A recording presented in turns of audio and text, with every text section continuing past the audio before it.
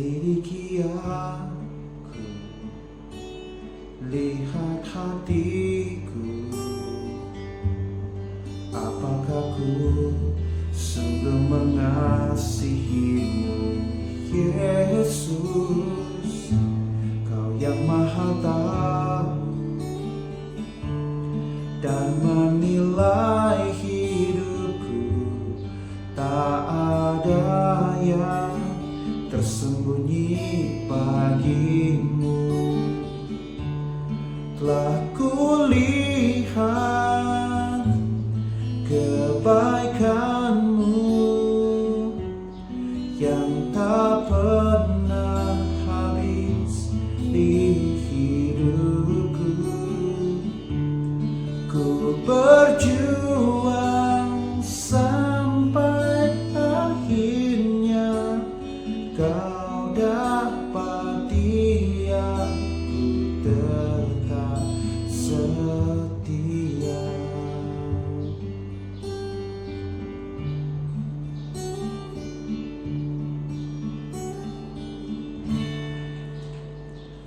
Shalom sobat-sobat yang dikasihi Tuhan, ada kabar sukacita yang hendak saya sampaikan kepada Anda semuanya. Sobat-sobat yang dikasihi Tuhan, fenomena orang-orang zaman now saat ini, apa-apa yang dilakukan langsung diposting ke media sosial, entah itu perbuatan baik, entah itu perbuatan jahat, tanpa malu-malu langsung diposting di media sosial, di FB, di TikTok, di Twitter, Instagram, semua diposting. Supaya apa? Supaya dilihat orang, supaya dipuji orang, supaya diikuti oleh banyak para pengikut. Sobat-sobat yang dikasihi Tuhan, itu adalah kebutuhan jiwa. Kebutuhan jiwa yaitu ingin dihargai, diperhatikan, ingin dicintai, ingin diikuti. Itulah kebutuhan jiwa. Tetapi apa yang diajarkan oleh Tuhan Yesus dalam Injil hari ini? Tuhan Yesus katakan, jika engkau berbuat banyak kebaikan, janganlah dikasih lihat kepada banyak orang. Apa saja perbuatan baik itu? Bersedekah. Ketika engkau bersedekah kepada banyak orang, biarlah tangan kananmu yang memberi, tangan kirimu tidak boleh tahu. Itu artinya apa? Ketika kita bersedekah, kita tidak boleh mewartakannya kepada banyak orang. Biarkanlah Tuhan Allah yang melihat segala sesuatu yang tersembunyi dan akan membalas kepada kita semua. Kebaikan yang kedua apa itu? Yaitu berdoa.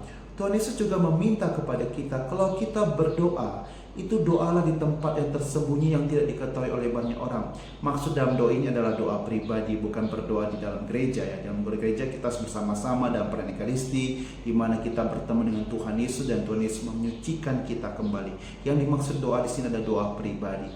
Kita diminta berdoalah doa pribadi di dalam kamar kita masing-masing, tutup pintu, tutup jendela, tutup segala sesuatu.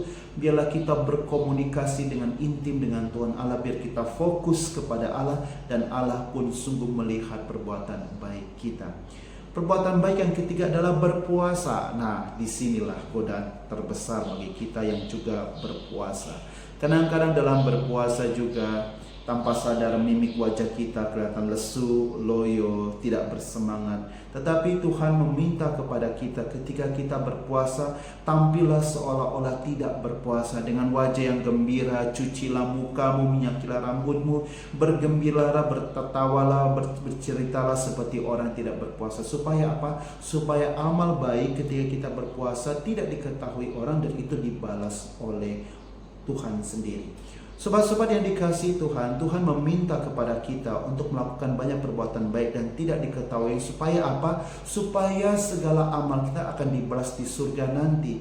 Tapi kalau misalnya perbuatan-perbuatan baik kita sudah diketahui orang, maka kita pun mendapat balasannya di dunia. Dan ini sungguh rugi ketika kita bersedekah kepada banyak orang, orang mengatakan kita baik, wah luar biasa dia sangat dermawan. Pada saat itu upah kita sudah dibayarkan pada saat itu, dan upah kita di surga tidak dapat lagi.